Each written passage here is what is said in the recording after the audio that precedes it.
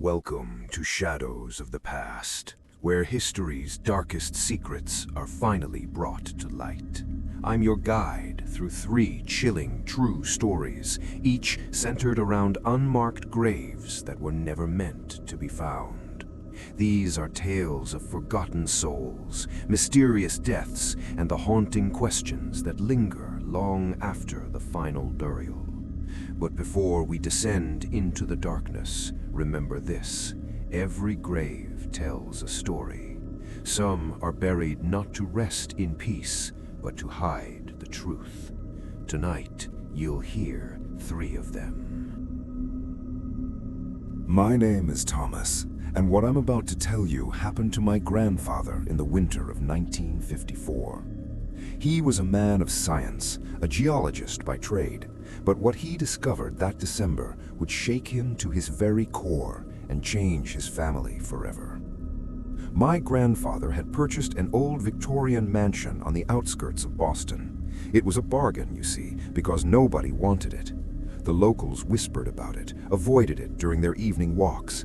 But my grandfather dismissed these superstitions as nonsense. He was a rational man, and he saw potential where others saw only dread. The first few weeks were uneventful, though my grandfather did notice something odd about the basement. There was a section he couldn't access, a wall that seemed too thick, a space that didn't match the dimensions of the rooms above.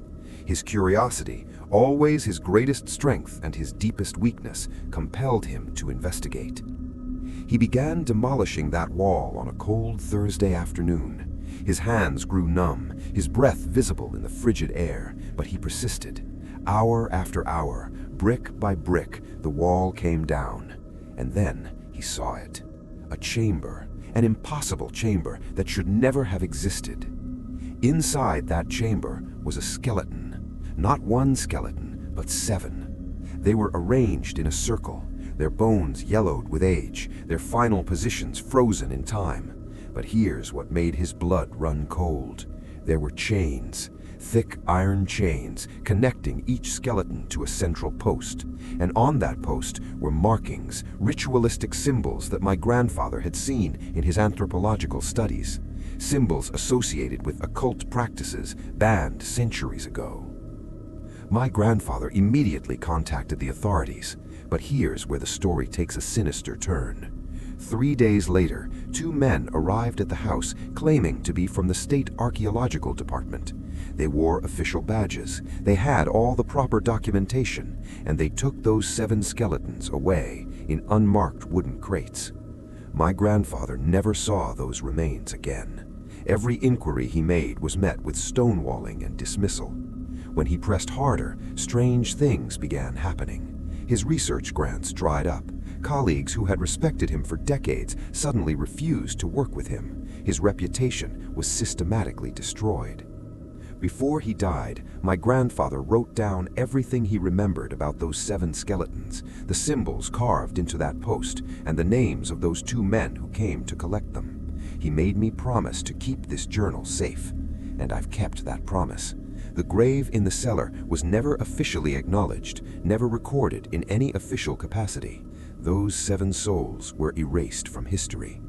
But sometimes, on cold December nights, my grandfather used to hear them, the sound of metal on stone, and beneath it, something far more disturbing, the sound of weeping.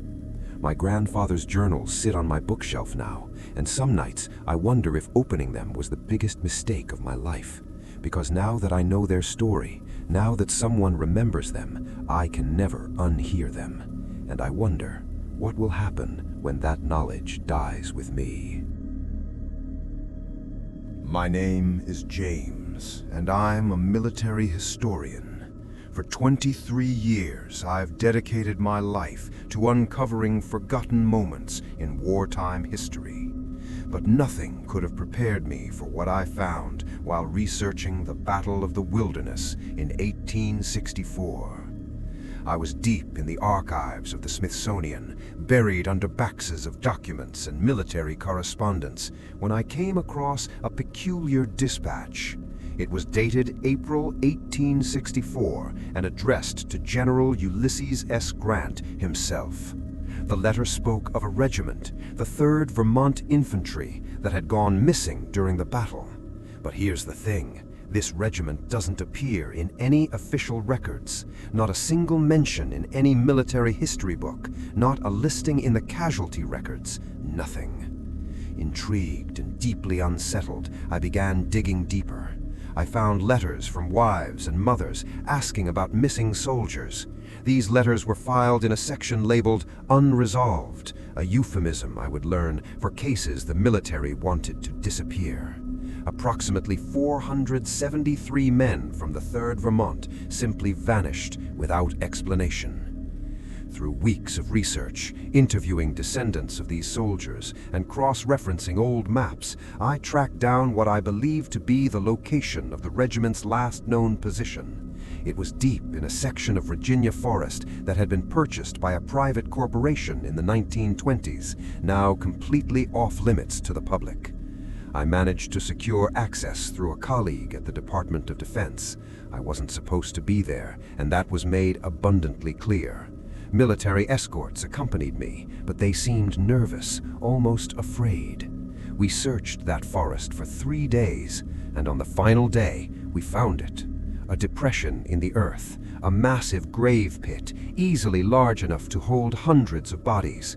The ground had been disturbed decades ago, but something was wrong. The grave had been deliberately concealed, covered with clay and stones, then planted over with trees that must have been cultivated to hide it.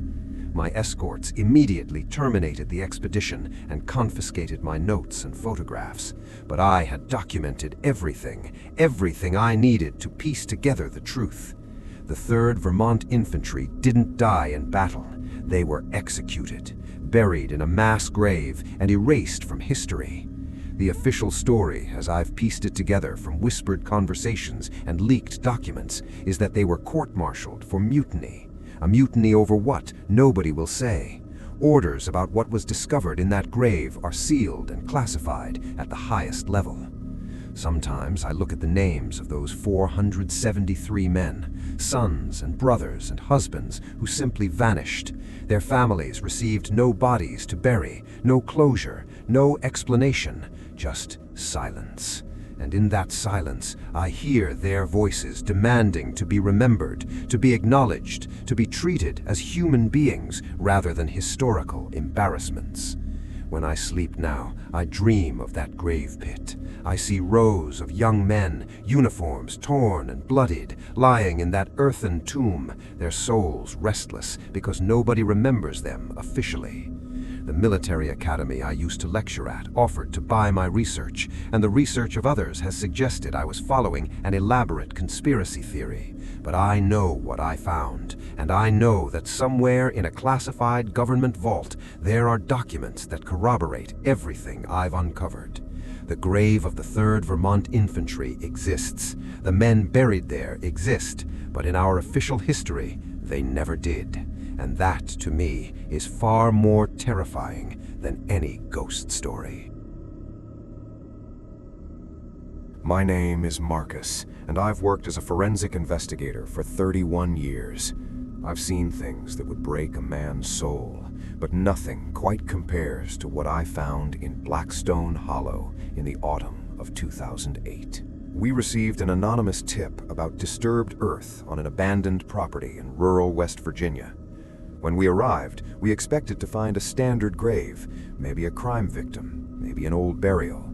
We didn't expect to find what we actually found. Beneath 3 feet of soil, we uncovered the remains of 17 children. 17! Their ages ranged from approximately 4 years old to 14. The bones were scattered, poorly arranged, covered in what appeared to be chemical residue, and all of them were missing their identification marks. Teeth had been removed, bones filed down. Anything that could have been used to identify them had been deliberately destroyed. The investigation exploded immediately. The FBI was called in, the CDC became involved, and then, just as quickly as the investigation began, it was shut down. Complete media blackout. The remains were taken into federal custody, and the local law enforcement was instructed to maintain absolute silence. I fought against this. I filed paperwork, I contacted journalists, I reached out to missing persons advocacy groups. I was met with legal threats, cease and desist orders. My career, which I had built with integrity and dedication, was threatened if I didn't drop the matter completely. But I had photographs, I had preliminary reports, I had documentation of those 17 children's remains before they were confiscated. And through careful investigation, working alone on my own time, I began to piece together what had happened in Blackstone Hollow. The property had been used as a private facility, a facility operated by a man named Dr. Harold Vance, who claimed to run an experimental school for gifted children. But there were reports, buried deep in old newspaper archives and child welfare documents that should have been destroyed, of unusual practices at this facility. Children would arrive at the facility and never leave. Parents who asked questions were intimidated into silence. Medical supplies would be delivered regularly, far more than necessary for a legitimate educational institution. And then, in 1987, the facility was abandoned. Dr. Vance disappeared, and those 17 children were left behind, hidden, forgotten. The official conclusion, buried in classified reports that I spent 3 years attempting to access through FOIA requests, was that the children had died of natural causes during an outbreak of an unidentified illness. But that doesn't explain the chemical residue. That doesn't explain the deliberate destruction of identifying features. That doesn't explain why the federal government moved heaven and earth to suppress this discovery. I've spent the last 16 years haunted by those 17 small skeletons. I've memorized their bone structures, their estimated ages, their probable time of death. I've died inside, knowing that somewhere in this country, 17 families don't know what happened to their missing children. 17 families are still wondering, still hoping, still grieving. Sometimes I wonder if the reason those remains were so deliberately concealed wasn't to protect someone in the past, but to protect something ongoing. What if Dr. Harold Vance wasn't working alone? What if the network that brought those children to Blackstone Hollow is still operational? What if there are other Blackstone Hollows, other unmarked graves, other children that we simply haven't found yet? That possibility haunts me more than any ghost ever could. Because evil that's covered up is evil that can continue. And there are people in positions of power who are willing to murder the truth itself to keep these graves unmarked and these children forgotten. 3 stories, 3 unmarked graves, 3 truths buried beneath official narratives and comfortable lies. My grandfather heard chains in the darkness. The historian uncovered a regiment erased from history. The investigator found children hidden away, their identities deliberately destroyed, and all of them, in their own way, discovered that the past is never really past. It's still here, beneath our feet, crying out for acknowledgement. These graves exist. These people existed. And somewhere, in sealed records and classified vaults and the fractured memories of those who know the truth, their stories persist. Not as legend, not as folklore, but as historical fact, uncomfortable, troubling, undeniable fact. Thank you for joining me in the shadows tonight. Thank you for bearing witness to these unmarked graves and the souls they contain. Because remembering them, speaking their names into the darkness, refusing to let them be forgotten, that might be the only justice they'll ever receive. The grave keeps its secrets, but tonight we brought some of them to light.